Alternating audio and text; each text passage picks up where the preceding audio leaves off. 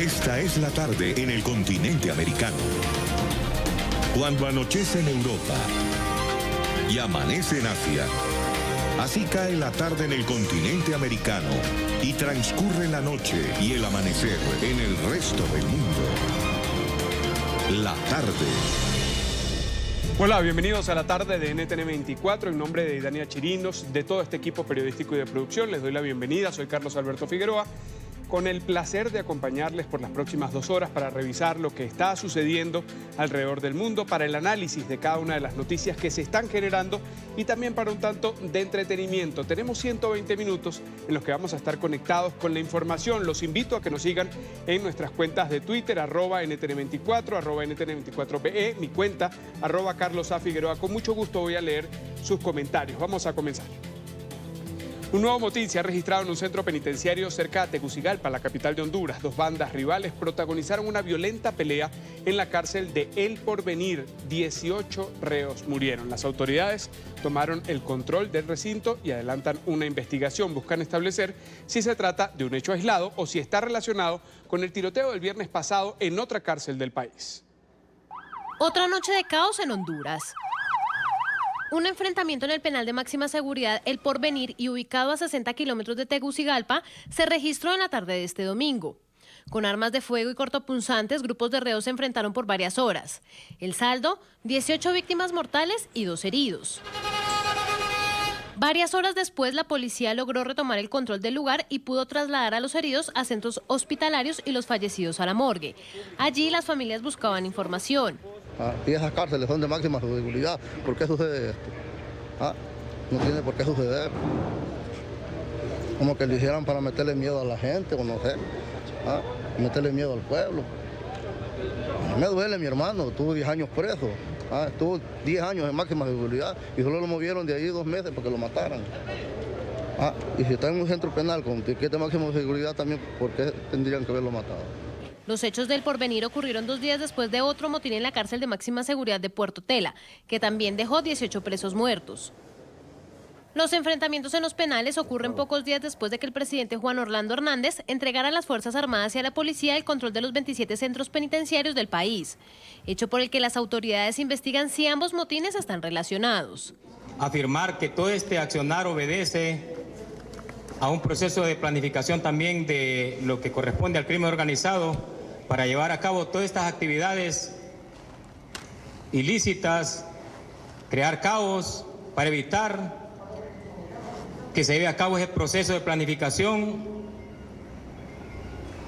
para lograr el control total a través de la comisión interventora en el marco de Fusina de todos los centros penales. Este es el tercer hecho de violencia que se registra en una cárcel en menos de una semana. Son las 4:03 en la costa este de los Estados Unidos. Vamos a revisar otros temas de la agenda informativa del día.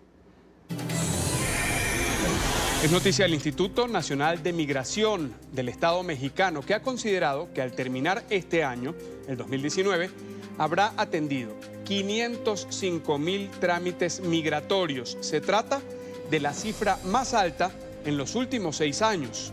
En un comunicado, el instituto detalló que hasta ayer, 22 de diciembre, se habían atendido 486,625 solicitudes de un proceso, pero que en los próximos días esta cifra podría rebasar el 500,000 de casos.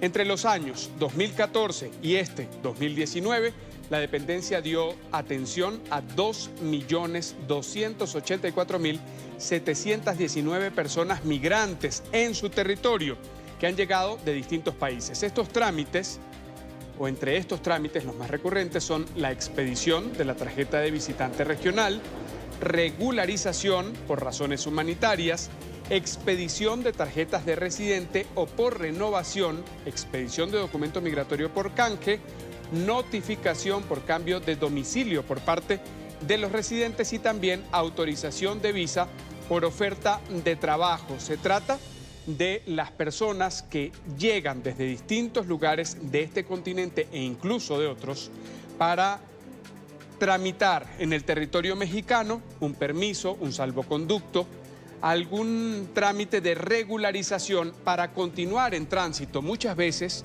lo hacen a pie, especialmente quienes llegan Desde Centroamérica, el Triángulo Norte Centroamericano es el punto o la región desde donde salen más ciudadanos que buscan atravesar el territorio mexicano y llegar hasta los Estados Unidos. Su objetivo es solicitar allí un asilo que les permita residir y trabajar en la Unión Americana, obtener ingresos en muchos de los casos para ayudar a sus familias en sus países de origen, o bien el sueño final, que es llevarlos consigo hacia territorio estadounidense. La dura política o la política de mano dura del presidente de los Estados Unidos, Donald Trump, ha frenado a estas personas que buscan llegar hacia la Unión Americana, cruzar la frontera. Sin embargo, siguen llegando por miles en caravanas, algunos en familia, otros en solitario. Hemos registrado en las últimas semanas algunos episodios en los que se ha visto que por el pago a los llamados coyotes, muchos de ellos son encontrados en camiones, en cavas frigoríficas, en condiciones infrahumanas, todos intentando llegar. Lo que antes era la imagen del tren llamado La Bestia, ahora en una situación peor, en muchos casos asfixiados y deshidratados.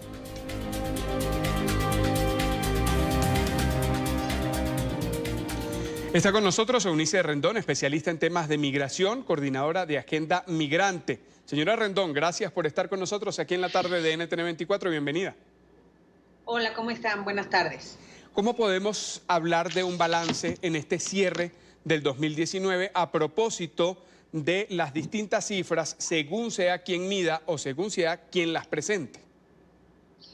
Pues mira, creo que sí hay algunas cifras más allá de que sí hay ciertas diferencias a veces entre lo que presenta Estados Unidos, la patrulla fronteriza, el Homeland Security, con los números que tienen tanto los países de Centroamérica como en este caso México. Sin embargo, hay una realidad muy clara durante este año. En el caso de México, tenemos que hubo un inicio del año muy permisivo en el que se permitió, incluso se anunció que cualquier centroamericano que quisiera venir podía tener una oportunidad de trabajo y de vida aquí en nuestro país, y eso llevó a que mucha gente se animara a venir. Además, esto se conjugó con las más de 5 caravanas que se llevaron a cabo durante los primeros meses del año, con el cambio de gobierno, que eso también pues tuvo sus dificultades en lo que tomaban las nuevas instituciones, etcétera, el nuevo gobierno, las instituciones relacionadas con este tema y con otros. Entonces creo que tenemos una primera mitad del año en donde hubo un paso continuo y un flujo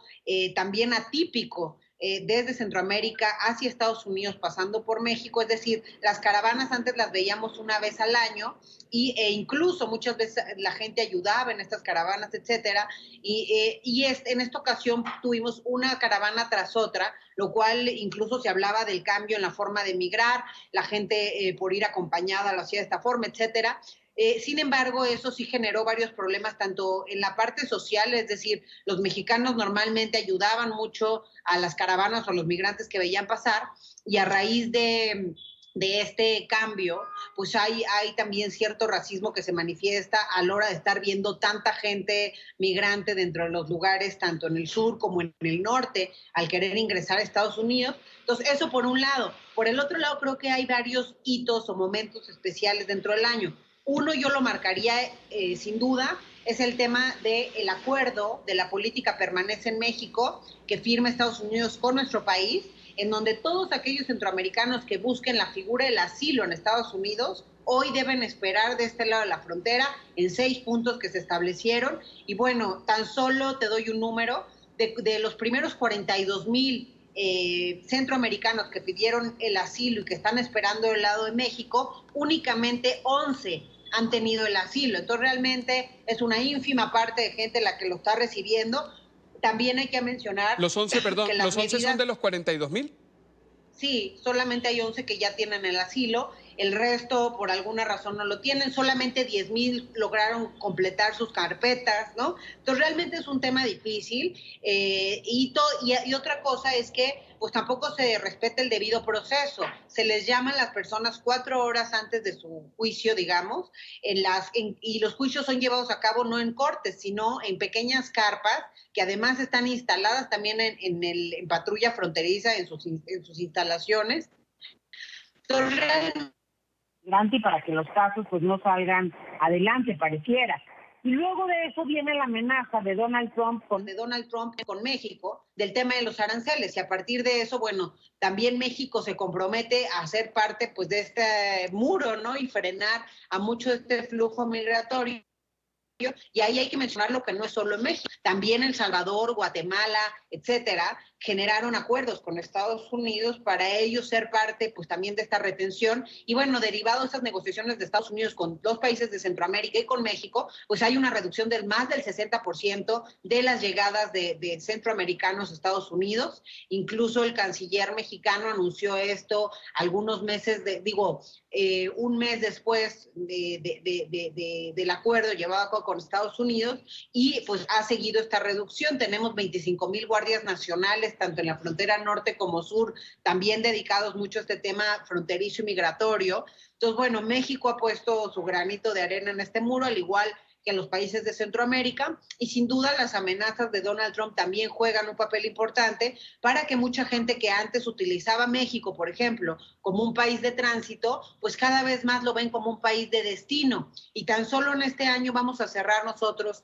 las solicitudes de refugio con casi 70,000 solicitudes, cuando hace apenas 4 años teníamos 7,000 solicitudes únicamente. Entonces sí está habiendo un aumento muy importante del refugio, el perfil de México de tránsito está cambiando a la recepción, y por el otro lado tenemos también a muchos retornados o deportados, más de 200,000, al igual que en los países de Centroamérica, ha aumentado el número de antes se utilizaban para retornar a mexicanos a la Ciudad de México 3 veces a la semana, se utilizaron ya durante 1 año y medio, el último año y medio, para regresar y deportar gente a Centroamérica, y a los mexicanos los han regresado vía terrestre. Apenas hace una semana volvió a salir el acuerdo derivado de una petición del gobierno mexicano, Estados Unidos, para que vuelvan los de deportados al centro, ya que ahí es más fácil la gestión y la absorción también de estas personas.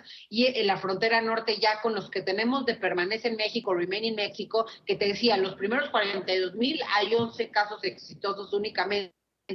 Hoy no solo hay 42,000, ya van en más de 66,000 esas personas o solicitudes de asilo de Estados Unidos que están esperando su proceso en México. Y además también hay que mencionarlo en una frontera complicada con índices de inseguridad que han ido a la alza, tanto en el tema de homicidios.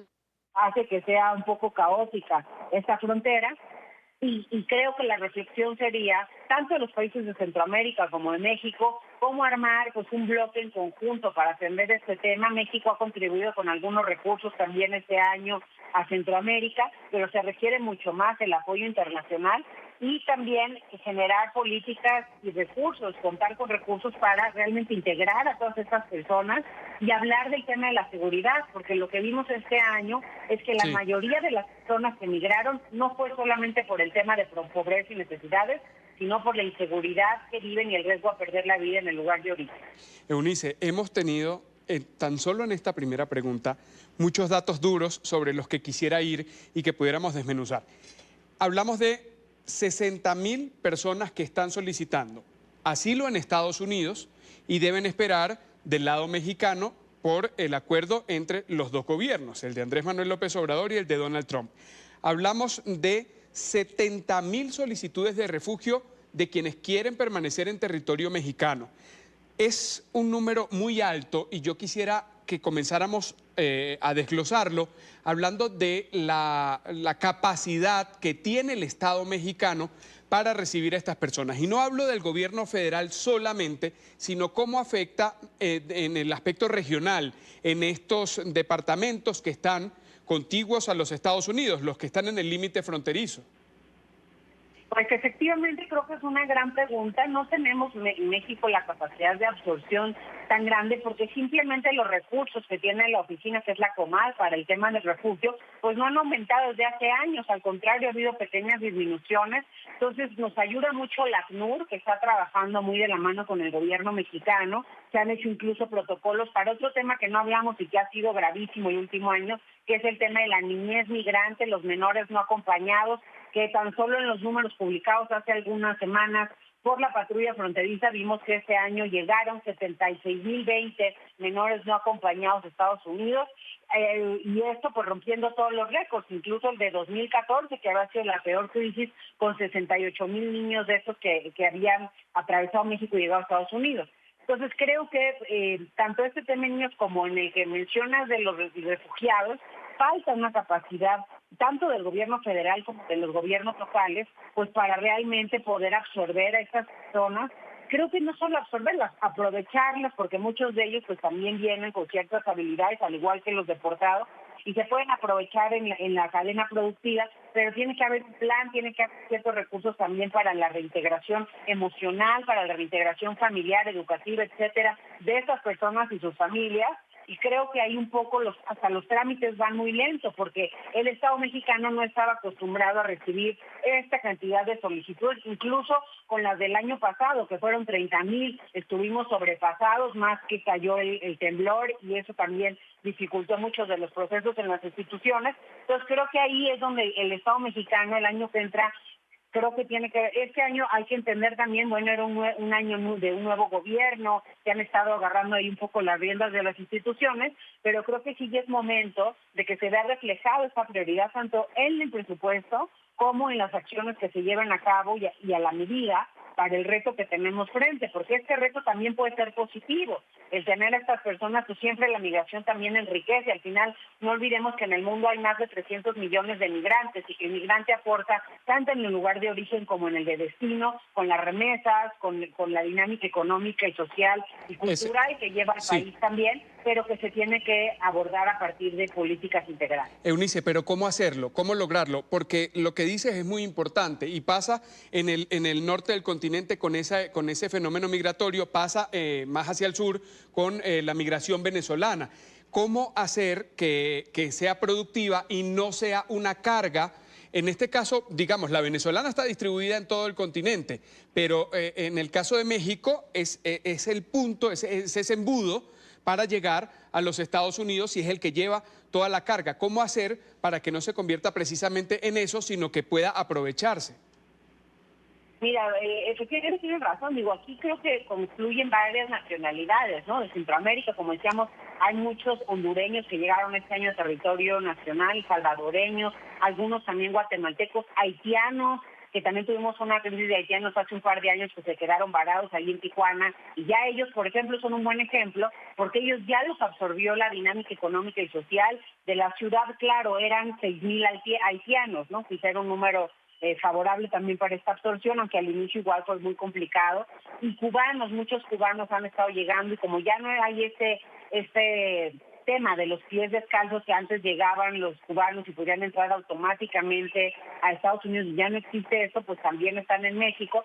Entonces creo que, y otra cosa importante para lo que mencionas, es que el crimen organizado también se aprovecha mucho de estas personas, coopta tanto migrantes, especialmente a los menores no acompañados, porque les sirven para la cadena criminal. Por su edad, por ejemplo, pueden traficar personas y sustancias a los Estados Unidos y no los detienen justamente por su edad, y van y vuelven, por eso se conocen como menores de circuito, y incluso en otros lugares también a veces se aprovechan de esta vulnerabilidad del migrante y lo cooptan, entonces puede terminar siendo incluso un problema. Entonces creo que la fórmula o el tema o la política que se tiene que llevar a cabo para que no se convierta en eso, pues sí es complicado, digo, no es un tema fácil. Y debe ser integral, atacarlo por varios puntos. Y también creo que es muy importante el compromiso del país de origen y el de destino, ¿no? Que todos trabajemos en estas políticas integrales, que se trabajen las causas, como también el gobierno de México ha mencionado, ir a estas causas migratorias. Y como te menciono, hoy la principal causa es la violencia, entonces hay que trabajar las estrategias de seguridad, por un lado, y por el otro lado, como te decía, son políticas integrales que tienen que considerar varios sectores. Es importante, por ejemplo, para la reintegración económica de estas personas o integración, considerar el sector privado, ver en dónde podemos ir, ahora sí que incluyendo y metiendo a estas personas para que no terminen caóticamente en el territorio. Algo muy peligroso, muy delicado, es el tema de Remain in Mexico, permanece en México, porque estas 66,000 personas lo que quieren es ingresar a Estados Unidos y al estar en este estatus en que no saben si van a lograrlo o no, pues también tienen mucha inestabilidad, no tienen un empleo formal de este lado porque no tienen el permiso para ello, no hay un recurso tampoco del gobierno de Estados Unidos que esté llegando para ese tema, y muchos de ellos, la verdad, han decidido intentar entrar de manera ilegal, algunos lo han logrado, algunos no, otros han terminado por regresar a su país, decidieron por el peligro, incluso, como te decía, perder la vida. Entonces creo que sí es un tema delicado que se tiene que ver con mucho más detalle, tenemos que ver dónde están estas personas, cómo se van a atender en todos estos meses que están en el proceso en Estados Unidos, y como te digo, si solamente el 1% o el 10% de estos 66,000 van a lograr el asilo, ¿qué va a pasar con todos los demás? Entonces sí es muy importante que se considere, como te digo, otros actores dentro de las políticas, recursos para estas políticas de los 3 niveles de gobierno, y también temas sociales, de campañas, etcétera, porque la gente también llega a tener cierto racismo por ver estas dinámicas desordenadas. Eunice, hablabas del compromiso que deben tener los países de origen. Mencionábamos, lo hacíamos antes de iniciar la entrevista, tú también lo dices, el Triángulo Norte Centroamericano. Desde allí salen muchos de quienes quedan allí, como lo decía, en ese embudo para llegar a los Estados Unidos esperando una respuesta. Pero Estados Unidos le dice a Guatemala, le dice a Honduras: vamos a firmar un acuerdo para que las personas no solo esperen de este lado de la frontera en territorio mexicano, sino que sean devueltos a esos países. Pero si el problema está allí, ¿cómo ellos van a poder recibirlos? Si precisamente sus ciudadanos están huyendo, tú lo dices, principalmente por la violencia, pero también por otros factores, encabezados por la pobreza.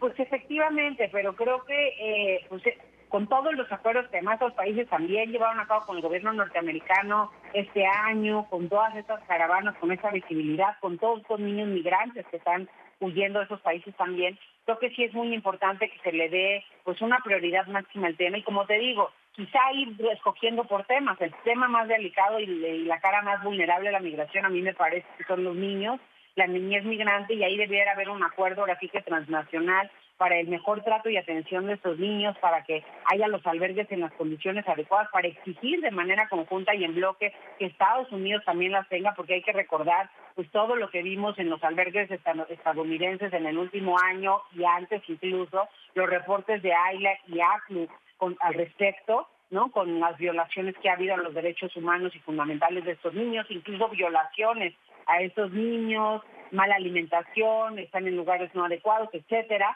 y creo que eso son parte de lo que se tiene que trabajar de la mano países de origen y países de destino, y más con este tránsito migratorio que ha habido. Creo que México tiene que trabajar muy de la mano con Centroamérica, porque ahora en México mucho es este país de destino por todo lo que Trump ha hecho, por todas las amenazas, por todo lo que hemos visto, y creo que de no hacerlo pues podemos ver situaciones caóticas. Pero quienes quedan en el medio, Eunice, definitivamente son estas personas, muchos de ellos niños, los hemos mencionado en esta conversación aquí en el programa La Tarde, y a fin de cuentas lo que importa es que se respeten los derechos humanos de esos niños, que estén bien. Y yo te pregunto, cerrando el 2019, ¿crees que podemos decir que lo están? No, yo creo que todavía no estamos donde deberíamos estar. Se han hecho algunos esfuerzos, incluso en el gobierno de México pues se realizó un protocolo para la atención de niños en conjunto con ACNUR y los organismos internacionales especializados, pero todavía no estamos donde debemos estar, sin duda, estamos lejos todavía de ahí, y creo que hacia allá debiera avanzarse este año, como te digo, con etiquetar recursos para el tema y también con trabajar con los gobiernos locales, con mecanismos de coordinación con otros sectores, etcétera, generar proyectos híbridos, por ejemplo, en el tema productivo, en donde estén los que se fueron y ahora regresan, los deportados, los que pasaban y ahora se quedan, estos centroamericanos, y los que nunca se han ido y también les ha faltado acceso y oportunidades para que justo haya este trabajo también de concientización social que a veces pues se está viendo emproblemado, por ejemplo, con estas manifestaciones racistas que hemos visto en el norte y sur de nuestro país. ¿Tú crees que hay xenofobia en México? Creo que hubo cierta xenofobia y sí la hay en algunos sectores, pero creo que se deriva mucho del miedo, lo mismo que Trump.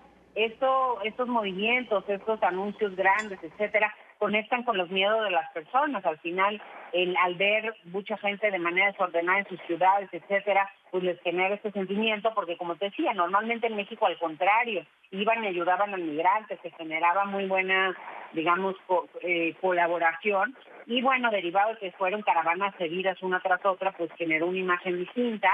Pero creo que con eso hay que trabajar también, al igual que en Estados Unidos con los mexicanos, aquellos racistas, xenófobos, pues tienen que entender que más que otra cosa lo que hacen los mexicanos en su país es aportar, abonar a la economía, a la sociedad, a la cultura, que las familias allá son ya binacionales, ¿no? Muchas de ellas, más de 35 millones de personas de origen mexicano por allá. Entonces todo eso hay que concientizar de aquel lado, y creo que en México lo mismo con centroamericanos, ver que también hay historias positivas y que más bien tenemos que hacer las estrategias adecuadas para que este tema sume y no reste.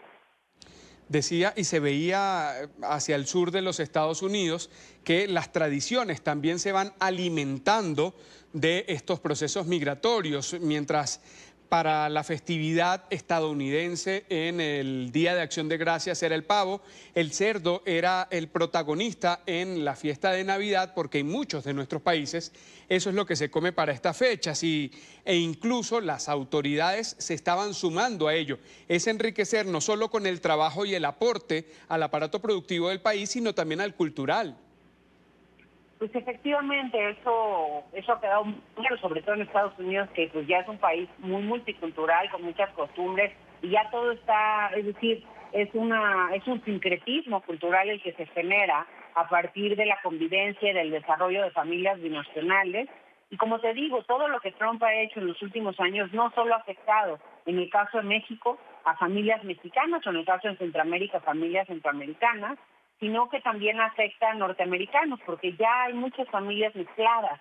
Entonces, de pronto, pues más de 50,000 niños, por ejemplo, que han quedado sin al menos uno de sus padres por la deportación de los mismos, ¿no? Entonces, realmente creo que debiera también Estados Unidos entender esto, aunque la verdad ya me parece imposible con Trump, y más bien, pues ahora sí que la estrategia tiene que surgir de los demás países. Quiero agradecerle a Eunice Rendón, especialista en temas de migración, es coordinadora de Agenda Migrante, una charla extendida a propósito de este 2019 en el que hacemos un balance. No estamos en el punto, dice Eunice Rendón, en el que deberíamos estar conforme a la atención a estos migrantes, pero se ha avanzado y principalmente, y algo con lo que me quedo, es que dices que hay algunas actitudes de racismo o xenofobia, pero no es el común denominador, al menos desde la frontera sur de Estados Unidos hacia abajo en el resto del continente. Gracias, Eunice. Efectivamente, muchas gracias a ti. Seguimos, es noticia la renuncia del embajador de México en Argentina, Ricardo Valero Recio, según informó la Secretaría de Relaciones Exteriores mexicana. El diplomático se retira por motivos de salud. El canciller Marcelo Ebrard señaló que el embajador, que había sido acusado de robar un libro en una librería de Buenos Aires el pasado 26 de octubre, se encuentra bajo tratamiento neurológico. México anunció que su embajador en Argentina, Ricardo Valero, abandonó su cargo. La repercusión de la noticia surge pues el funcionario se encontraba desde hace 2 meses envuelto en una controversia, luego de que en octubre fuera acusado de robarse un libro en una librería en Buenos Aires. El escándalo que se desató tras la divulgación del video en el que se observa a Valero tomar una biografía de Giacomo Casanova en la librería El Ateneo Gran Splendid, una de las más emblemáticas de la capital argentina, y esconderla dentro de un periódico para llevársela sin pagar, generó fuertes críticas a la administración de Andrés Manuel López Obrador, en especial por su política anticorrupción. Sin embargo, el canciller mexicano Marcelo Ebrard explicó este lunes, luego de confirmar la renuncia, cuál fue la causa del error de juicio del embajador. Ricardo Valero es una gran persona, está sujeto a tratamiento neurológico y le deseo pronta recuperación. La Secretaría de Relaciones Exteriores informó que la actitud impulsiva de Valero no obedece a un problema de falta de ética, sino que está asociada a un síndrome frontal, que el embajador ha vuelto a padecer 7 años después de que se le extirpara un tumor cerebral. Es noticia del gobierno interino de Bolivia, que ha anunciado su incorporación al Grupo de Lima. A través de un comunicado, el Ministerio de Relaciones Exteriores informó que se suma oficialmente a este bloque regional que busca una salida democrática a la crisis en Venezuela. En el documento, la Cancillería asegura que de esta manera podrá contribuir a una solución pacífica y constitucional a la situación que se vive en territorio venezolano, que dice debe ser guiada por el propio pueblo. El texto resalta que hasta ahora Bolivia no había ingresado al bloque, que también integran Argentina, Brasil, Canadá, Chile, Colombia, Costa Rica, Guatemala, Honduras, Panamá, Paraguay y Perú, por decisión del expresidente Evo Morales, quien apoyó durante su gestión, y lo hace ahora, fuera de territorio boliviano, al régimen de Nicolás Maduro. Es noticia el presidente de Panamá, Laurentino Cortizo, quien anunció este lunes que retirará del Parlamento la cuestionada propuesta de reforma constitucional que había presentado meses atrás con el objetivo de reforzar la institucionalidad y combatir la corrupción. El mandatario dijo que va a abrir un nuevo espacio para el diálogo nacional a propósito de las protestas en contra de esta iniciativa y lo va a hacer con el apoyo de la Organización de las Naciones Unidas. Buscará redactar una oferta que se adapte a las necesidades de quienes han expresado su insatisfacción con la idea expresada por el mandatario panameño.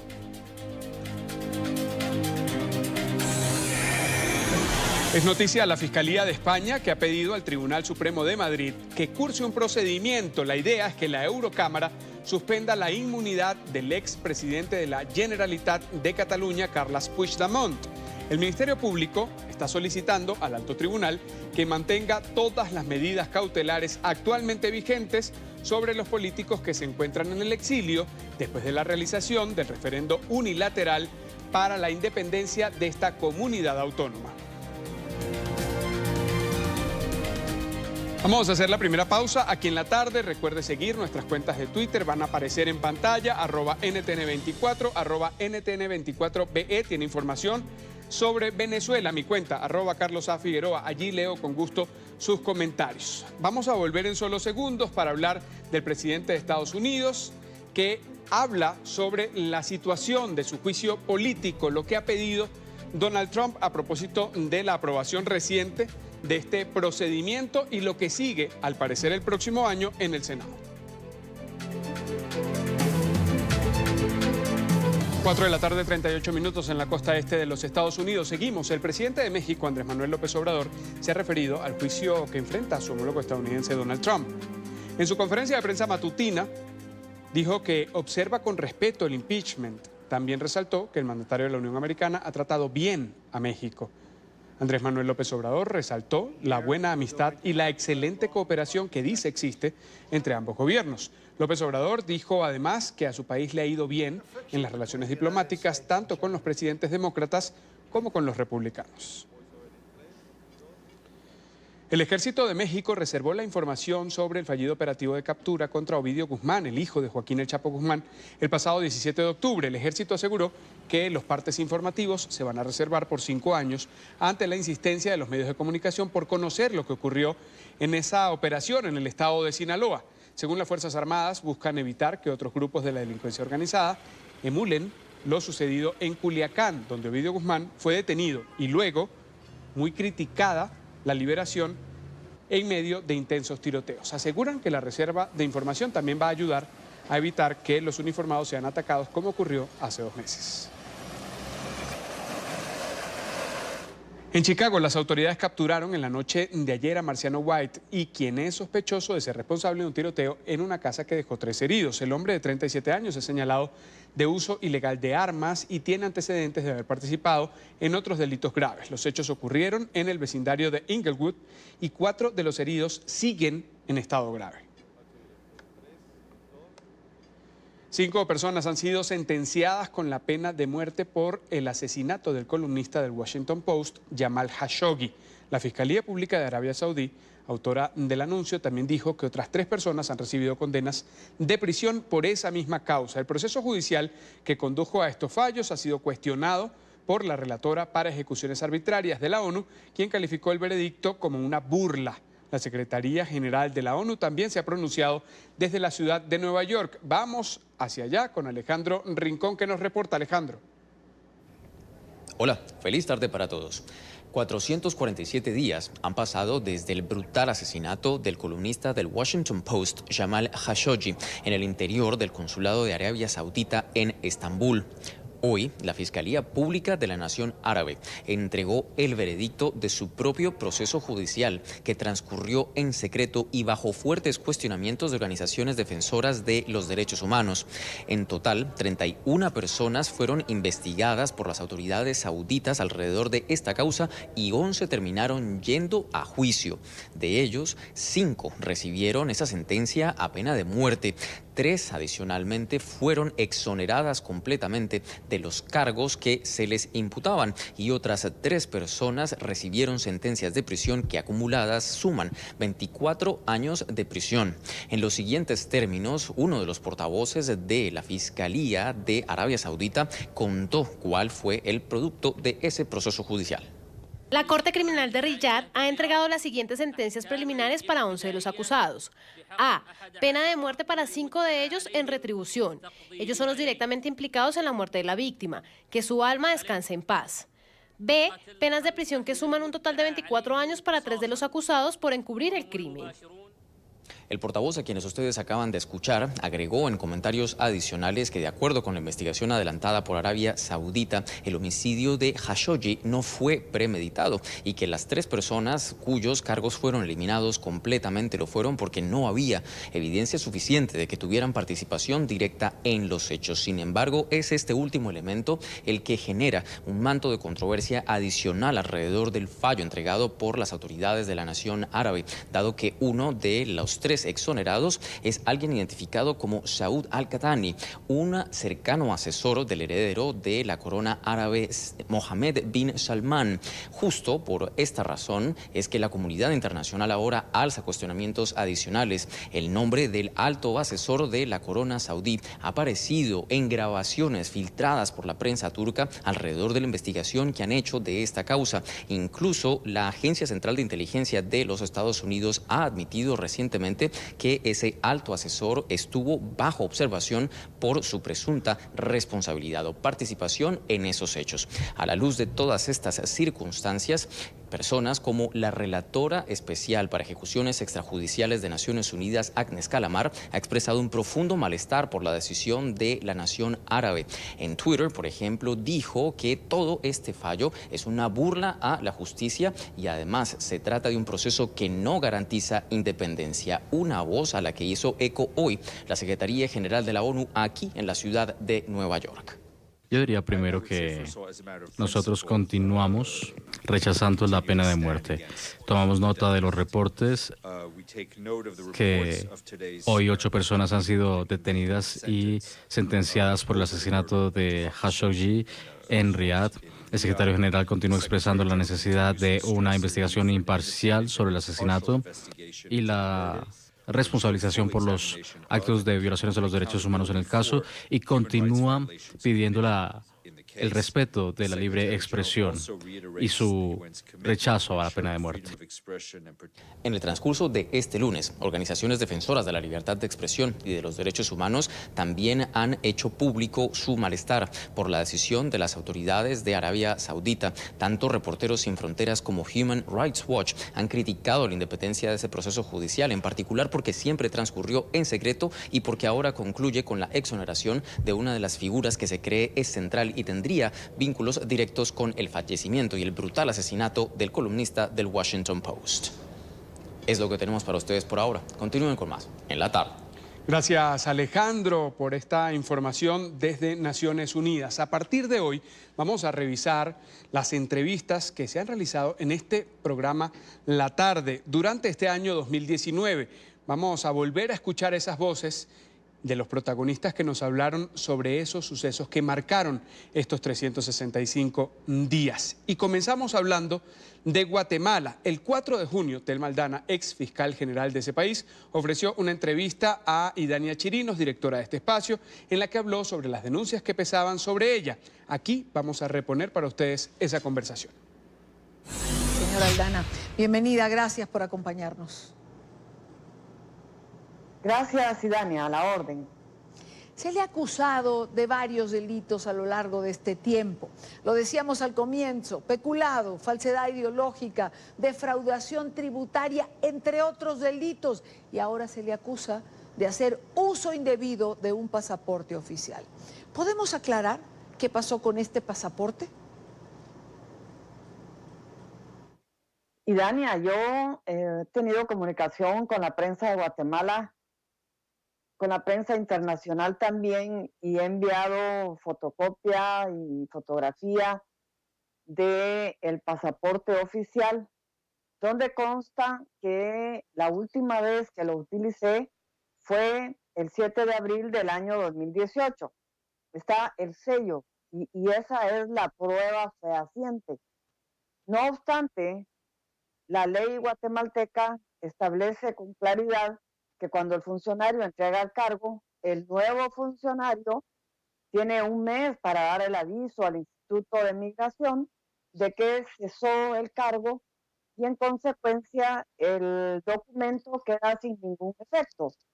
A pesar de ello, el ministro de Gobernación de Guatemala anuncia ayer que lo cancelaron, lo cual es ridículo.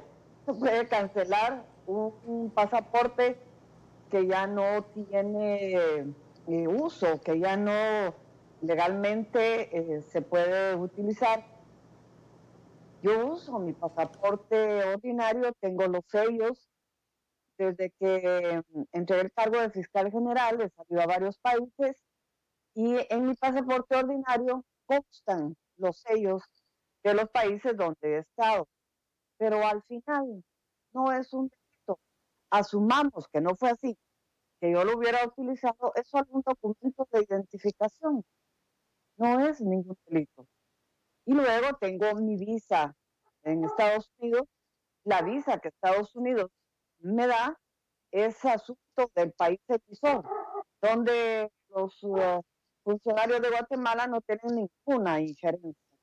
Evidente es entonces que lo que hay es una persecución en mi contra, campaña de desprestigio, porque no soportan que yo haya llevado a prisión a más de 600 delincuentes de cuello blanco que eran intocables en Guatemala, y ahora me persiguen y ahora me acusan para desacreditar el trabajo que realicé de la mano del comisionado Iván Velasco. ¿Puede llegar esta persecución, a este acoso, hasta el extremo de pretender dejarla sin identificación, sin un documento que en todo caso el país, como en otras partes del mundo, está obligado a proporcionar a los ciudadanos? Claro, es que llega más allá. El tema es que estoy amenazada de muerte, yo lo he dicho reiteradamente, y lo que quieren es llevarme a prisión para asesinarme, porque tuve el valor de enfrentar la criminalidad incrustada en el Estado guatemalteco, y eso es algo que el crimen incrustado en el Estado guatemalteco no me va a perdonar. Hay otro antecedente: la fiscal general que me antecedió, Claudia Paz y Paz, está fuera del país por el trabajo que realizó, y en mi caso también he tenido que salir por cuestiones de seguridad de Guatemala. Ese es mal mensaje para Guatemala, es mal mensaje para América Latina y es mal mensaje para el mundo. 2 fiscales generales de Guatemala hoy día tienen que salir del país en resguardo de su vida. ¿Se quedará usted en los Estados Unidos por los próximos días o semanas? Sí, en estos días estoy acá en Estados Unidos mientras analizo qué es lo que más me conviene porque en Guatemala las condiciones de seguridad para mí con este gobierno definitivamente no se dan. ¿Está entre sus opciones, señora Aldana, solicitar asilo político en algún país determinado? Es parte del análisis que tengo que hacer, no he tomado ninguna decisión. Yo, por supuesto, lo que anhelo y lo que ansío es regresar a Guatemala, es mi país, y es donde debo de vivir. Este acoso a usted en particular, a otra fiscal como usted señala, ¿lleva implícito un mensaje a quienes confrontan el crimen organizado, como en su caso particular lo ha hecho? Evidentemente, Idania, que sí, es un mensaje de que hay de aquel que se atreva a enfrentar este tipo de criminalidad, hay de aquel funcionario fiscal o juez que tenga el valor de ponerse del lado de la ley y de la decencia, porque será perseguido hasta asesinarlo por estas estructuras criminales incrustadas en el Estado. Me refiero a Guatemala, por supuesto, pero es un mal mensaje, no solo para los guatemaltecos, sino para Centroamérica, para América Latina y para el mundo en general. Usted, señor Aldana, ha quedado fuera de la carrera presidencial en Guatemala. Se le acusa de corrupción, se le amenaza con una alerta roja de Interpol, teme por su vida. ¿Es un triunfo para sus enemigos? Yo lo veo como un triunfo para mí, porque he podido enfrentarme al sistema. Me enfrenté al sistema patriarcal, generando juzgados y tribunales especializados en femicidio y violencia contra la mujer. Me enfrenté al sistema corrupto que tiene capturado al Estado guatemalteco. Me enfrenté al sistema electoral y los puse en evidencia. Aparentemente yo soy la perdedora porque quedé fuera de la contienda electoral, pero yo le demostré a los guatemaltecos cómo está capturada la Contraloría General de Cuentas, cómo está capturado el Tribunal Supremo Electoral, la Corte Suprema de Justicia, la Corte de Constitucionalidad, un juez oscuro, un fiscal oscuro. Se lo demostré a los guatemaltecos, se los demostré con las investigaciones siendo fiscal general, y ahora que esas mafias me tocan la piel, le estoy diciendo a los guatemaltecos, miren, así estamos, esto es lo que tenemos y esto es lo que hay que cambiar. Así es de que posiblemente yo sea perdedora en lo personal, pero hay algo que ganamos y es poner en evidencia y decirle al mundo, estas son las instituciones que tienen a Guatemala en la pobreza, que generan la migración, la desnutrición y el hambre que sufre el pueblo guatemalteco. ¿Acudirá usted a organismos internacionales? Sí, siempre acudir a organismos internacionales es un mecanismo muy valioso para quienes estamos del lado de los derechos humanos. Telma Aldana, exfiscal general de la República de Guatemala, muchísimas gracias como siempre por atender nuestra llamada y estar estos minutos en NTN 24. Muchas gracias, Idania, un abrazo. Igual para usted. Comenzamos la semana con este recuento, lo decía, de las mejores entrevistas del año 2019 aquí en el programa La Tarde, y vamos a estar viéndolas día a día hasta el fin de año. Vamos a hacer una nueva pausa en el programa y al volver, la acusación del régimen de Venezuela contra el diputado Gilbert Caro del Partido Voluntad Popular. Fue detenido por tercera vez en 3 años. Su familia dice que está secuestrado por el régimen de Nicolás Maduro. Su hermana va a hablar con nosotros en solo segundos. Quédense allí.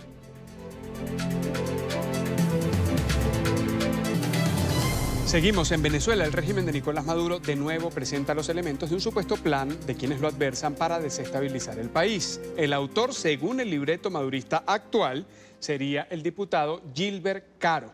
El ministro de Comunicaciones del régimen, Jorge Rodríguez, dijo que el legislador perteneciente al Partido Voluntad Popular lideró un alzamiento militar en el estado Bolívar, en el suroriente del territorio, en el que participaron líderes indígenas y desertores del ejército.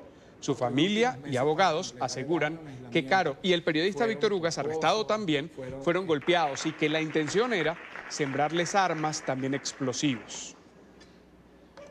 Gilbert Caro, señor Borrell, a pesar de que es un homicida, confeso, convicto, a pesar de que es un narcotraficante, confeso, convicto, a pesar de que es responsable de la violencia en Venezuela en los años 2017 y 2014, recibió 2 beneficios como producto de la mesa de diálogo. Y salen en libertad como producto de esos acuerdos, y lo siguiente que hacen es continuar planificando actividades violentas, actividades delictivas. Cuando voy a defender a Gilbert Caro, señor Borrell, piensa en este rostro. Piensa en este muchacho de 21 años, que no merecía morir como murió en manos de estos criminales la madrugada de ayer. Porque para eso es que utilizan a los desertores los gobiernos de Iván Duque o los gobiernos de Perú, Ecuador o Brasil. Desde nuestro estudio en Caracas, la capital de Venezuela, nos acompaña Jady Caro, es hermana del diputado Gilbert Caro. Jady, buena tarde, bienvenida. Buenas tardes, ¿cómo están? Con gusto de conversar contigo a propósito de la situación de Gilbert. Él ha estado en el estado Bolívar recientemente, ha viajado hacia el suroriente del país donde se dio este suceso el fin de semana. Mi hermano no pudo haber viajado a Ciudad Bolívar, puesto que desde el día viernes se lo llevaron detenido y los días anteriores no salió del país, de Caracas. ¿Qué actividades podría tener Gilbert en esa región del país, en el estado Bolívar, cercano a Brasil? Tenía amigos allá, viajaba recurrentemente en los últimos, no digo en los últimos días, porque lo dices ya, estaba detenido, pero había estado allá de vacaciones, de viaje, planificando algo, en actividades políticas, por ejemplo. Yo no tengo conocimiento de eso. De hecho, mi hermano, las veces que viajaba, lo hacía en compañía muchas veces hasta de su propia hija. Pero era por caso de que se iba en actividades políticas donde era público. Y ya tenía mucho tiempo sin viajar, sin salir de Caracas. ¿Dónde está Gilbert Caro en este momento, Jady? Eso quisiera saber yo, eso le pregunto yo a Nicolás Maduro Moros, que dónde se encuentra mi hermano. Tenemos derecho a saberlo, somos su familia, somos sus dolientes y queremos saber, tener fe de vida de Gilbert y de Víctor Ugas. ¿Dónde fue la última vez que estuvo Gilbert que ustedes supieron? El viernes en la tarde, ¿dónde estaba? ¿Qué estaba haciendo? ¿Y por qué no lo vieron más? Gilbert estaba en su casa, luego salió a comprar con su equipo de trabajo una pizza. Saliendo de comprar eso, fue donde lo apresan o lo secuestran. Para mí es un secuestro, porque la forma en que actuaron no es la correcta. Se lo llevaron a él y a Víctor Ugas. Tenemos testigo de eso. Sí, lo llevaron a una audiencia para presentar cargos otra vez en su contra, acusándolo de lo mismo, de desestabilizar el país, de actos criminales. Incluso dice Jorge Rodríguez, sí, por eso, ellos lo acusan de eso, lo hace responsable de la muerte de este soldado. Nosotros lo recordamos, este soldado murió en un enfrentamiento con líderes indígenas, con algunos desertores del ejército en el sur del país. Se iban en una camioneta después de haber tomado parte del arsenal de un parque de armas y muere esta persona. Nos dice Jady, Gilbert no estaba en el estado Bolívar, no estaba cerca de este lugar, mal podría acusársele de ser responsable de esa muerte. Pero yo te pregunto, Jady, Gilbert, a propósito de tu convivencia con él, almacena armas, las tiene en su casa, sabe manejarlas, tiene permiso para tenerlas, ¿lo has visto manejar algún tipo de armamento? Le voy a hablar y voy a poner a Dios de testigo de esto que voy a decir. Mi hermano ni siquiera le gusta que una persona con armas entre a su casa o se monte en su auto. Él no utiliza ese tipo de armas. Eso es una gran mentira. Gilbert está desaparecido desde el día viernes. ¿Cómo pudo haber estado en el supuesto... 'to plan' que lo están acusando? ¿Él ha tenido, como parte de sus actividades políticas, algún contacto con grupos irregulares, con algún integrante de estos grupos de choque que en Venezuela pueden hacer parte de algún enfrentamiento con las autoridades policiales, con el Ejército, con la Guardia Nacional, por ejemplo? Le voy a hablar de lo que yo he sido testigo en cuanto a las cosas que he visto a mi hermano. Él es una persona que se ha dedicado a trabajar para el prójimo, para el pueblo. Ha estado en actividades donde trabaja con niños, donde le entrega juguetes. De hecho, ese era su trabajo que estaba realizando estos últimos días, recolectando juguetes para hacerle entrega a niños el día de mañana, la cual, bueno, ya se frustró eso. De hecho, me pidió que recolectara a varios niños para poder hacer en la zona donde vivimos, ya que es una zona popular y hay muchas carencias. Y para él poder hacer entrega mañana, le iban a llevar a un Santa Claus y entregarle juguetes. Y bueno, eso es lo que yo puedo darle como testigo, pues que he sido de lo que he visto a mi hermano en estos últimos días. JD, ¿cómo padecen ustedes esta situación que se da por tercera vez? Ocurrió en el 2017, en el 2018, ahora van a pasar la Navidad en esta situación difícil. ¿Cómo vive la familia de un político que es perseguido, que es hostigado y que por tercera vez va a estar tras las rejas? No se sabe siquiera dónde, como usted nos ha comentado. Sí, bueno, le voy a hablar como sangre, como familia, como hermana y una de las hermanas más allegadas a él. No ha sido fácil todo este tiempo, toda esta persecución que le han tenido a Gilbert. Hemos sido víctima directa del gobierno, de este régimen. Tristemente, hemos sido víctimas, pero bueno, hemos estado fortalecidos porque Dios nos ha ayudado. A nosotros no se nos ha hecho nada fácil. A nuestra casa llega el día 23 de enero, nos llegaron hombres armados con vestidos de civil. Yo me encontraba en la parte de afuera, tuve que esconderme en un carro.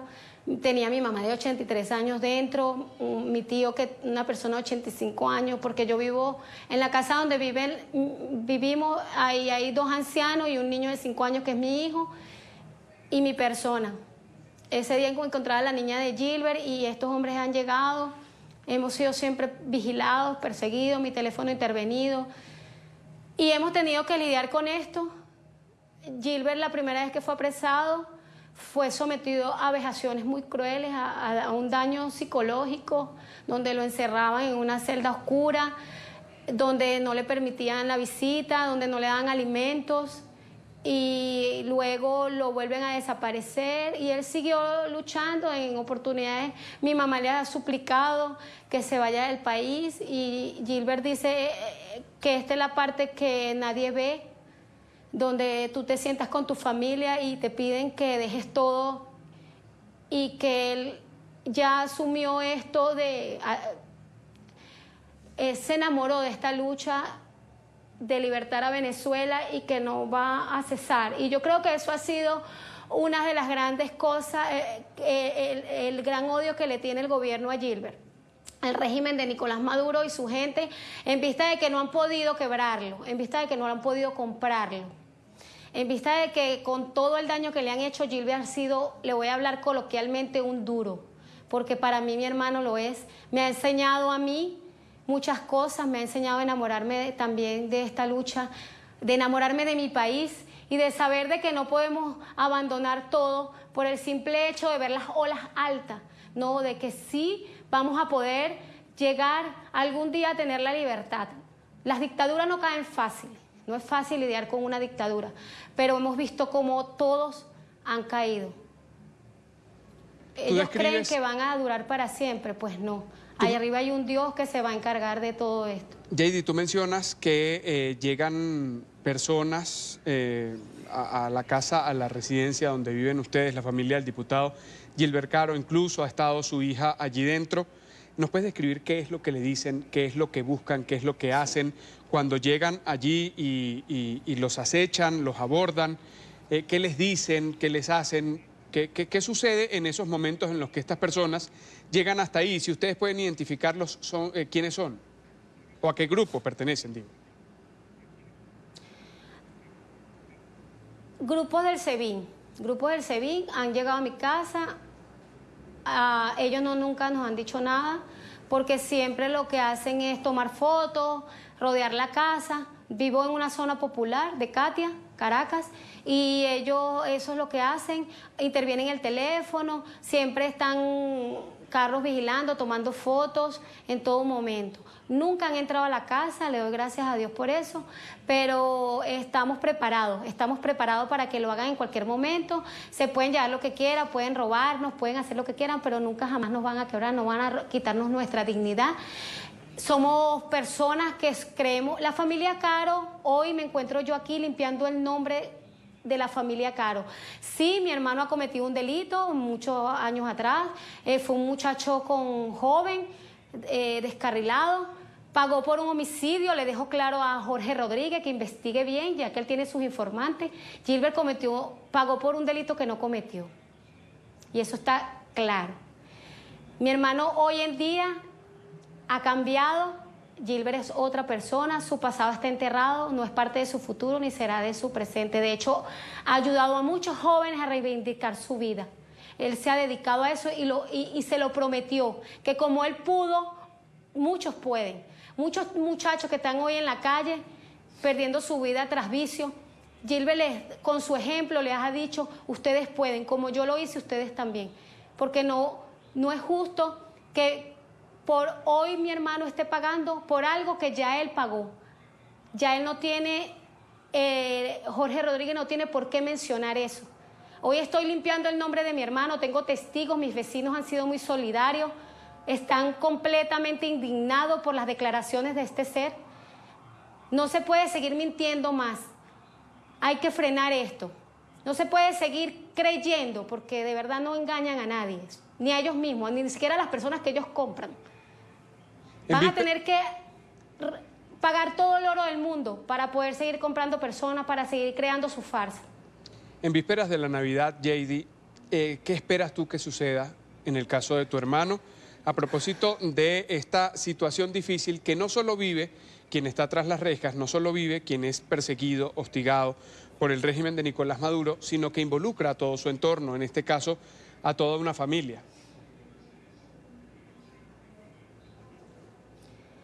Bueno, nosotros teníamos planes, pero yo siempre he dicho que los planes de Dios son diferentes a nuestros planes.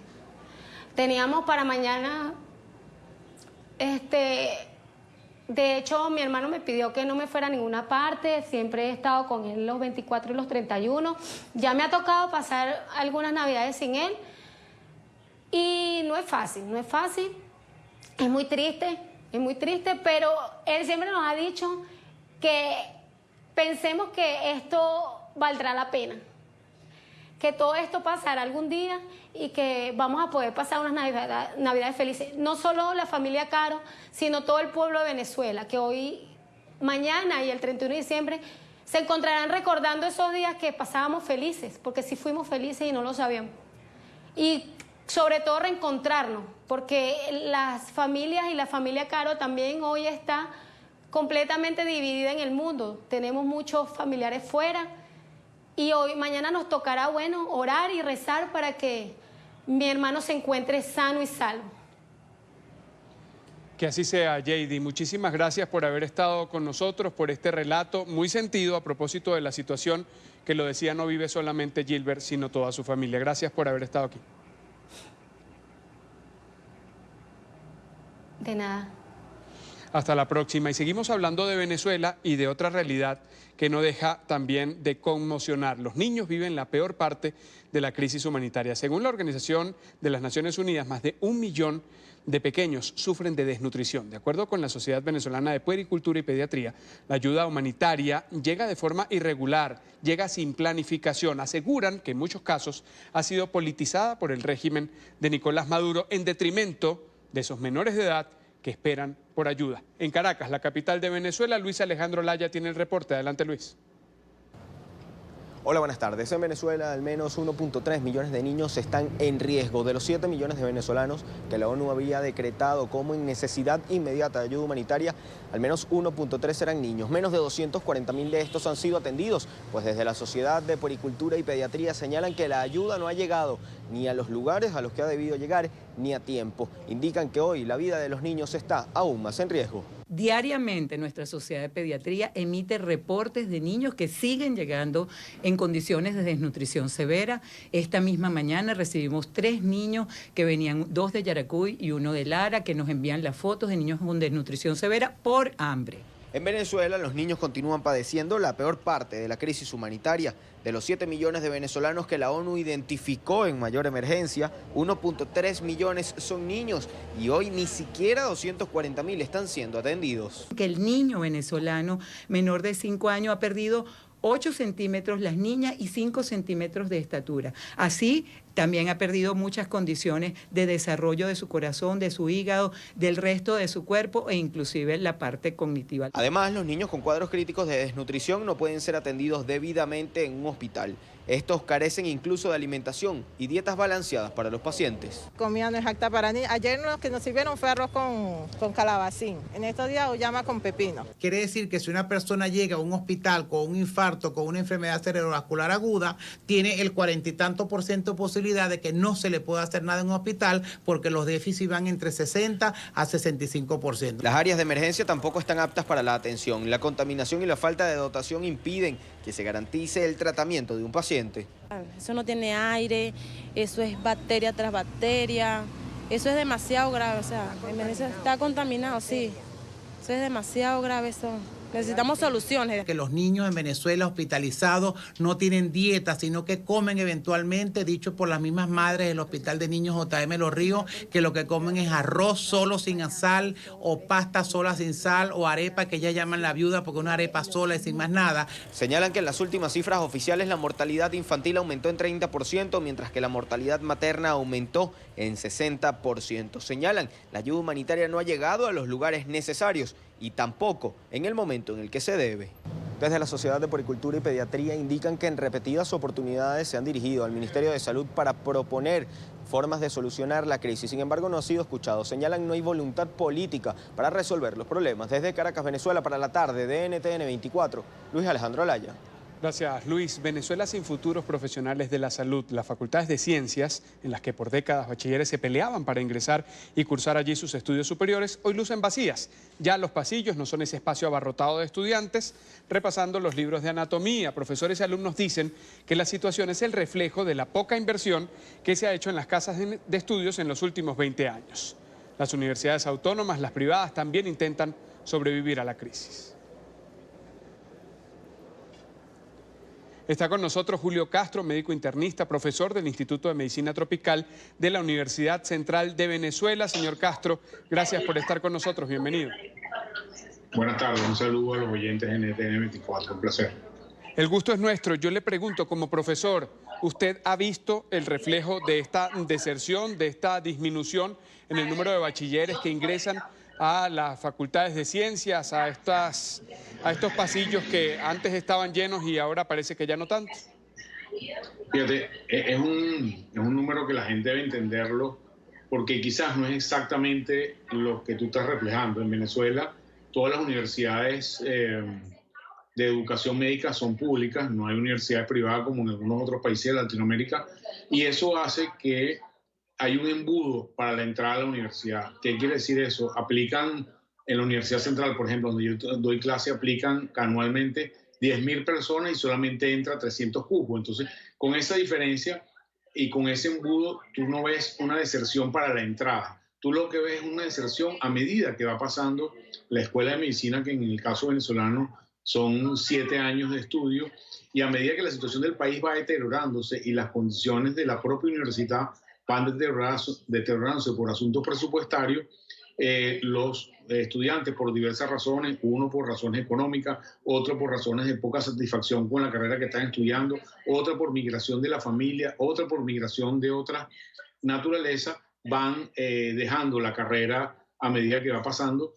Lo que sí se nota es una desinversión en todos los aspectos de la Facultad de Medicina muy importante. Para darte algunos datos muy específicos, un profesor de medicina que nosotros llamamos escalafón, que entra por concurso, como es mi caso, nuestro sueldo es el equivalente a $7 al mes. Como entenderás, eso es muy difícil de que alguien pueda vivir de su sueldo como profesor, y eso hace que los profesores tengan que buscar otras vías de remuneración y que su compromiso con la educación no sea de la fuerza que tú necesitarías como en otras universidades, y eso deteriora la calidad de la educación.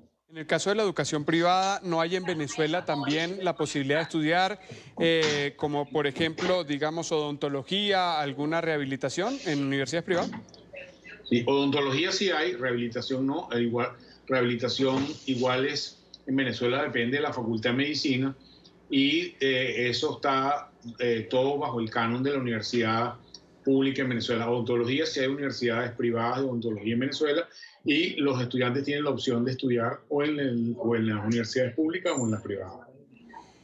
Usted dice que no hay una disminución en número al momento de entrar. Entonces, si los estudiantes logran hacerlo, ¿por qué no pueden mantenerse? Básicamente, como te comenté, por la situación económica del país. Para un estudiante se hace muy cuesta arriba comprar libros, mantenerse, transporte, alimentación, insumos que necesita para estudiar medicina, dada la situación precaria en el país, en particular los estudiantes que son del interior. En Venezuela hay 5 facultades de medicina, y eso hace que buena parte de los estudiantes de medicina, casi el 50%, tengan que estudiar en unas ciudades que no son sus ciudades de vivienda. Y eso encarece los costos para esas personas, y eso, con la situación de 1.000.000% de inflación en este año, tiene un impacto negativo sobre la capacidad de los estudiantes de medicina de poder sostenerse en sus universidades, no solamente en pregrado, sino en posgrado, y por eso vemos deserción tanto de la carrera de antes de graduarse como en los cursos de posgrado en el país. Pero, como comentaste anteriormente, dado que solamente hay universidades públicas, y la tasa de demanda es mayor que los cupos que hay, en el primer año quizás no ves una disminución del nivel de personas que están entrando a la universidad. Es posible que veas una disminución del número de personas que están aplicando, pero cuando ves la matrícula en los primeros años está llena.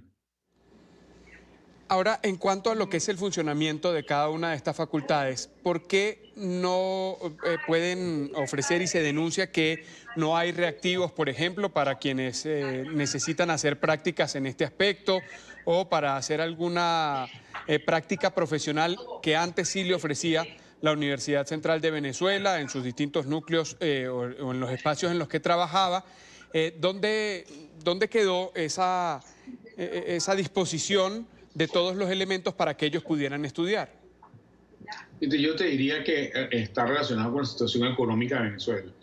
Las universidades públicas tienen, por una normativa gubernamental, lo que se llama un reacondicionamiento del presupuesto. Eso quiere decir que el mismo presupuesto que recibió la Facultad de Medicina en el año 2019 fue el mismo que recibió exactamente en el año 2018.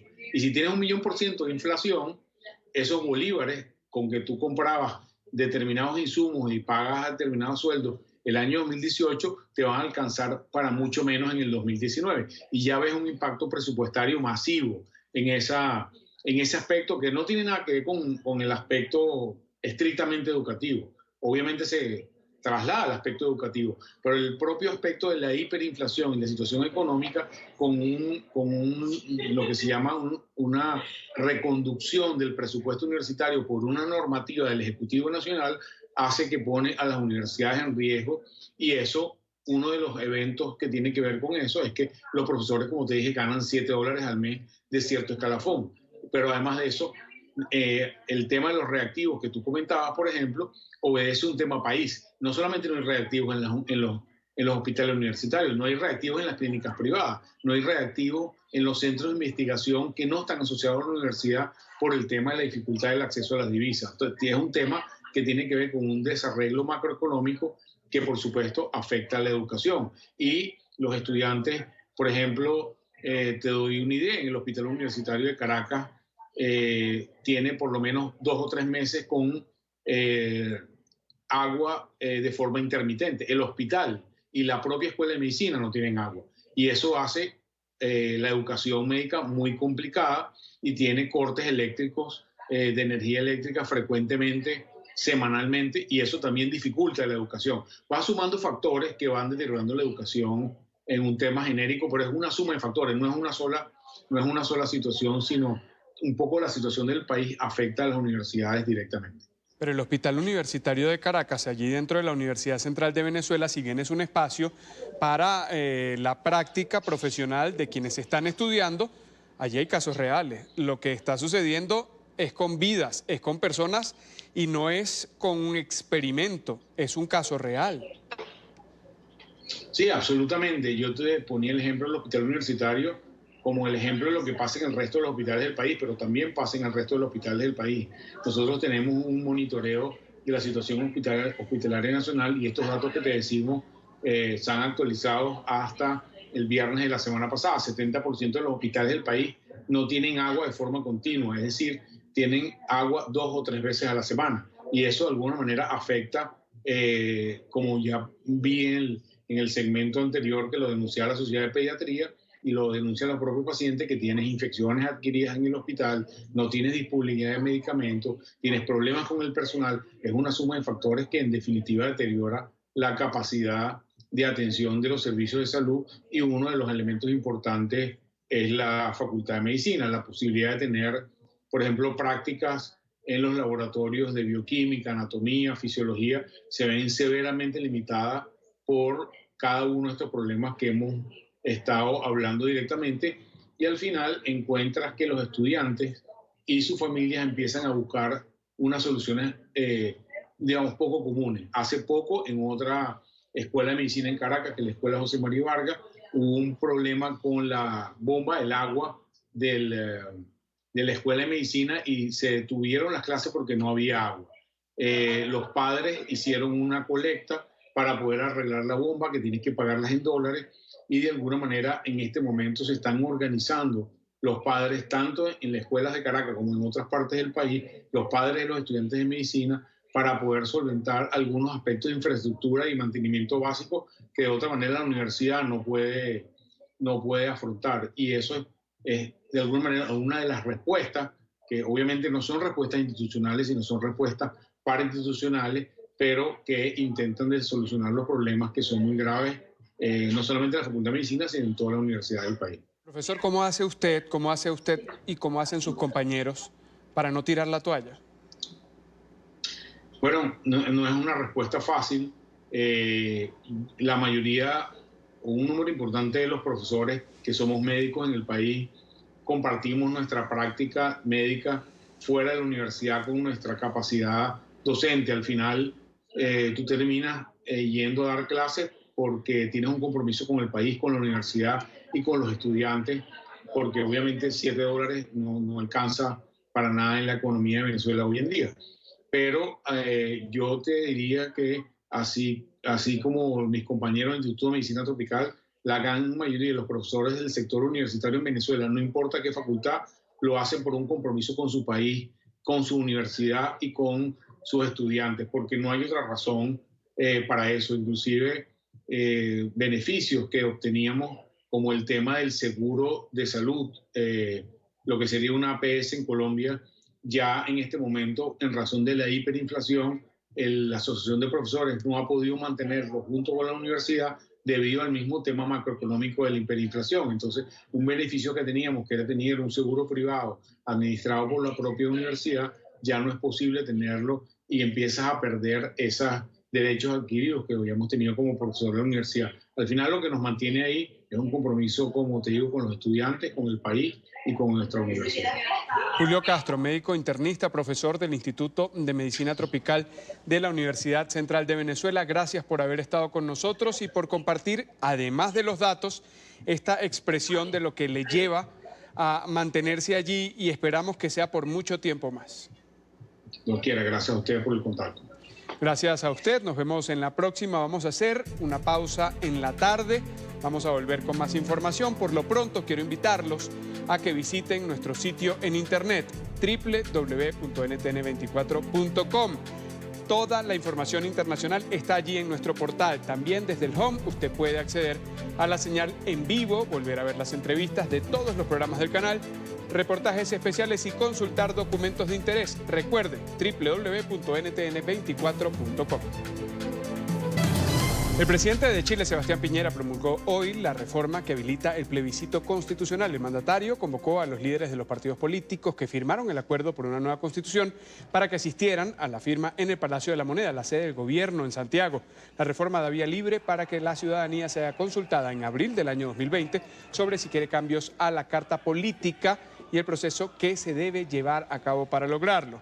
La medida es una de las exigencias que hicieron los ciudadanos en 2 meses de protestas antigubernamentales. Está con nosotros Javier Silva Salas, analista político de la Fundación Ciudadano Austral. Gracias por estar con nosotros, señor Silva. Bienvenido. Hola, Carlos. Buenas tardes. Buenas tardes a todos los televidentes de NTN 24.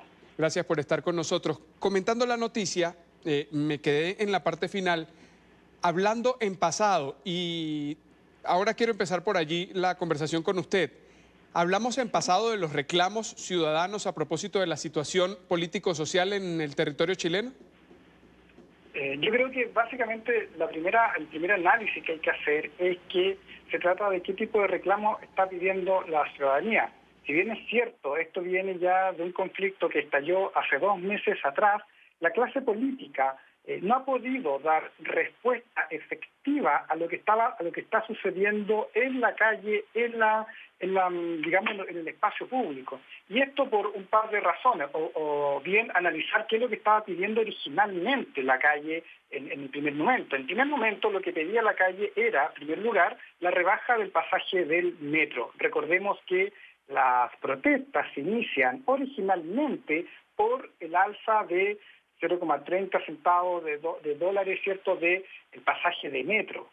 Eso fue el viernes 18 de octubre. Luego el sábado 19 de octubre el presidente accede, pero cuando ya se habían quemado más de 20 estaciones y se habían vandalizado más de 70 estaciones de metro, es decir, cuando ya la guerra civil insurreccional molecular estaba en marcha. Luego entonces lo que empezó a pedir la calle, lo que empezaron a pedir aquellos violentistas, fue increciendo. Y el gobierno en su medida también fue dándole en favor todo aquello a lo que pedía la calle. El problema fue que el gobierno, al ceder todo, no tuvo margen de maniobra, de negociación, para poder quedarse con algo para poder negociar, para poder tener, porque en la negociación hay que entenderla, que unos ceden y ambas figuras ceden para llegar a un acuerdo. Lo que pasó acá es que la calle finalmente lo ha pedido todo, pero el problema es que el gobierno no entiende que cada vez que cede algo a lo que está pidiendo la calle luego le va a pedir más. El horizonte de sentido, el horizonte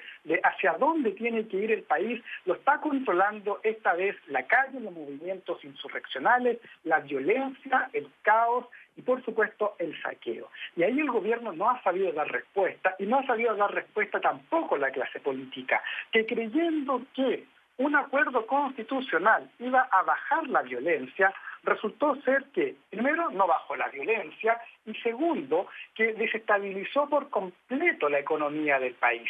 Recordemos que esto sucede el 15 de noviembre, cuando gran parte de los partidos políticos que tienen representación en nuestro Congreso acuerdan un acuerdo por la paz, valga la redundancia, es decir, por la paz. Parece que había guerra en nuestro país que tuvieron que los políticos ponerse de acuerdo para hacer la paz. Cada vez que hablamos de paz es porque parece que hay una guerra. Y claramente hubo una guerra y hay una guerra civil molecular andando en nuestro país. Señor Silva, ¿y esa guerra puede parar con este llamado a manifestarse electoralmente para que tenga un fin de reforma constitucional, de constituyente, de nueva constitución o de nueva declaración de la Carta Política del país? Ese es el gran problema que tiene justamente el gobierno, que no es capaz de ver que un llamado a hacer el acuerdo constitucional no significa en lo absoluto firmar la paz con la guerra civil molecular que está llevando a cabo, que se está llevando hoy día a cabo en nuestro país. Es simplemente postergar el debate, es postergar el problema que tenemos actualmente, postergarlo para 3 o 4 meses más. El asunto es que El gobierno, insisto, no ha sabido leer aquello y concede por este lado el acuerdo constitucional. Sin embargo, ese acuerdo constitucional no es garantía de que llegue, comillas, la paz a nuestro país. La garantía, entonces, es, finalmente, se va a romper en los 3 o 4 meses y lo vamos a ver en marzo. Me gustaría dejarlo establecido en marzo. Aquella violencia, aquellas protestas que siguen hoy día actualmente van a venir con más fuerza, porque no es la solución un acuerdo constitucional.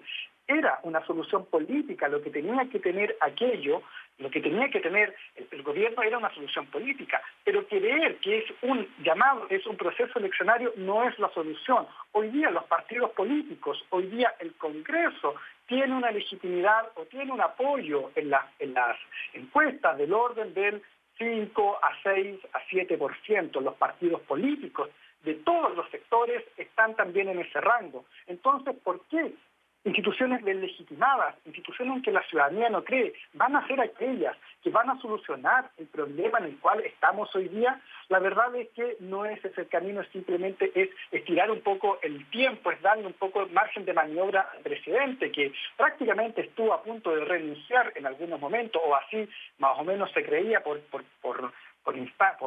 momento en que sucedía este conflicto en el mes de noviembre, pero no va a ser sino estirar este conflicto hacia más adelante. La solución entonces es más complicada de la que se debe, y la hizo ver también el ministro de Relaciones Exteriores, el don Teodoro Rivera, quien señaló en unas entrevistas durante el fin de semana que estamos frente a un conflicto de la posmodernidad. Y eso es bien clave identificarlo, es decir, no estamos frente a conflictos propios de la modernidad, donde teníamos estructuras, líderes y una agenda clara. La guerra civil molecular se ha transformado o viene su origen de una revuelta. Y la revuelta es algo donde se toma aquello que de aquellos movimientos sociales que están a los márgenes, que son marginados del progreso, para canalizarlo en violencia por la violencia. Así entonces, este gobierno y los actores políticos que hoy día estuvieron en la moneda firmando la promulgación y respaldando esta promulgación no son sino cómplices de esta guerra civil molecular, y ellos van a ser de seguro, porque luego esta guerra va a devenir en revolución, y esa revolución, finalmente, como dirá la historia de las revoluciones, desde la Revolución Francesa, señor Silva, pasando por la Revolución Rusa, se come incluso a aquellos que la promovieron. Sí, usted ha hablado del gobierno y la clase política que no ha sabido leer lo que la calle dice.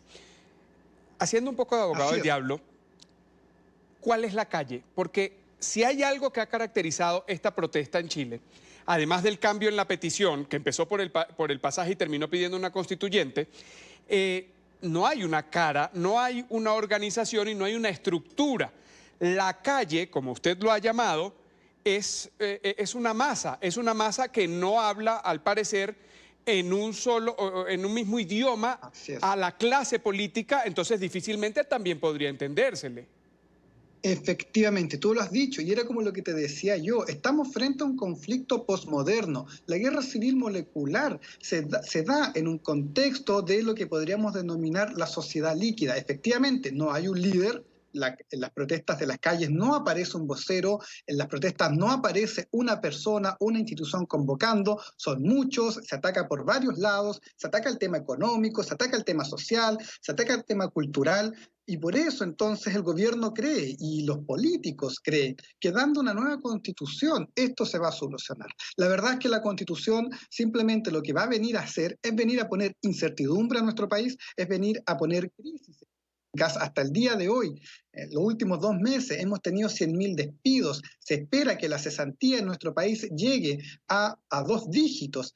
El dólar se ha devaluado un 16%. Tuvo que salir a intervenir el Banco Central para frenar el alza del dólar. Es decir, la nueva constitución y este proceso plebiscitario simplemente va a traer incertidumbre, va a hacer que las inversiones se vayan de nuestro país, va a hacer que los turistas no lleguen a nuestro país, otra industria bien importante en algunas zonas de nuestro país, ¿cierto? Y eso va a generar una crisis tremenda acá en Chile, que va a dejar de ser Chile, y se los aseguro, el país ejemplo en Latinoamérica. Vamos a dejar de ser el país con el PIB per cápita más alto de Latinoamérica, vamos a dejar de ser un país de oportunidades, abierto a la inmigración, donde los inmigrantes venían a buscar oportunidades, vamos a dejar de ser ese país por estos errores de la clase política que no son capaces de leer con matriz de la posmodernidad un fenómeno que se en esta categoría. Ellos siguen pensando en lógicas estructurales, en lógicas jerárquicas, como fueron las protestas de los años 70, de los años 80, de los 90 incluso.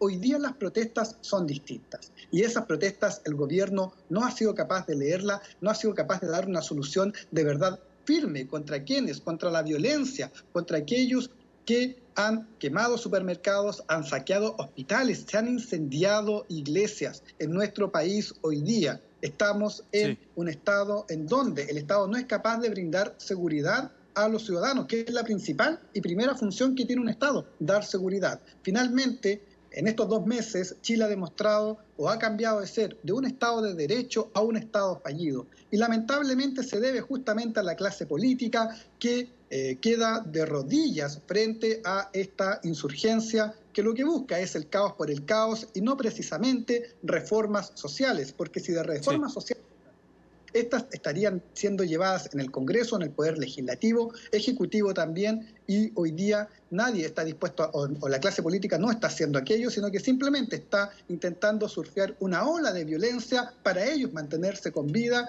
y ver qué pasa con el país. La verdad es que el país hoy día está en crisis y esa crisis no pasa por y ojalá la solución sea que dan los reversible. políticos. Ojalá sea reversible todo este panorama que usted nos está pintando, sobre todo cuando se espera siempre en un nuevo año que todo sea mejor. Javier Silva Salas, analista político de la Fundación Ciudadano Austral, gracias por haber estado con nosotros. No, muchas gracias a ustedes por el tiempo. Muchas gracias. Un saludo a todos los televidentes de NTN 24. Volvemos para agradecerles por su atención y compañía. Recuerden seguirnos en nuestras cuentas de Twitter, revisar todo el desarrollo de las noticias en www.ntn24.com. Tengan una feliz tarde. Hasta mañana.